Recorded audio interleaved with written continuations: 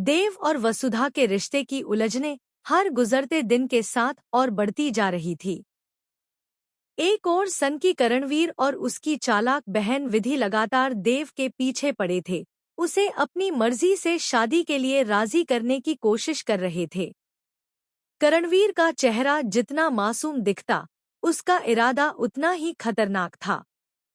वहीं दूसरी ओर प्रभात चौहान अपने सूक्ष्म और चालाक अंदाज में चंद्रिका को यह समझाने में जुटा था कि वह देव के लिए कितनी परफेक्ट हो सकती है।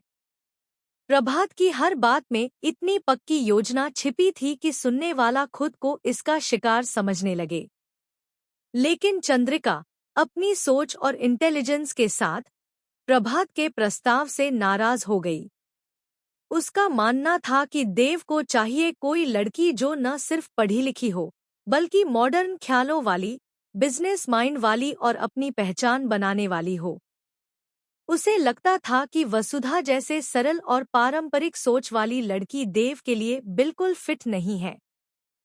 चंद्रिका ने यह बात देव और दिव्या के सामने रखी और दोनों ने उसकी बात को गंभीरता से सुना। अभी, जो हर स्थिति में जल्दी से हल निकालने वाला लड़का था, को चंद्रिका की बात सुनकर एक आइडिया आया। उसके दिमाग में तुरंत योजना बनने लगी। उसने कहा, हमें वसुधा को पूरी तरह से बदलना होगा। उसके पहनावे से लेकर उसके ख्यालों तक हर चीज को देव के अनुरूप ढालना होगा। तभी शायद देव को वह सही लगेगी।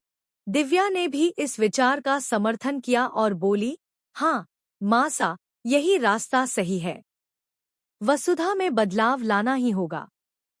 अब कहानी का असली ट्विस्ट तब आया जब अभि ने वसुधा के लुक और व्यक्तित्व को पूरी तरह बदलने का फैसला किया। उसने सोच लिया कि सिर्फ नई ड्रेस या स्टाइल बदलना काफी नहीं होगा। वसुधा के सोचने, बात करने और हंसने खेलने के अंदाज तक को बदलना होगा। यही नहीं, उसे अपने अंदर आत्मविश्वास और बिजनेस माइंड भी भरना होगा। वसुधा, जो अब तक अपने सरल और मासूम अंदाज में रही थी, इस बदलाव की कल्पना सुनकर थोड़ी घबरा गई।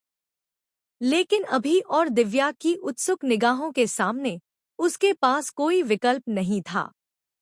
उसने खुद को तैयार किया कि वह देव को प्रभावित करने के लिए खुद में बदलाव लाएगी। पहला कदम था वसुधा के पहनावे का। अभि ने उसे फैशन की दुनिया से परिचित कराया। उसने कहा, अब तुम्हें सिर्फ पारंपरिक साड़ी नहीं, बल्कि मॉडर्न और स्टाइलिश आउटफिट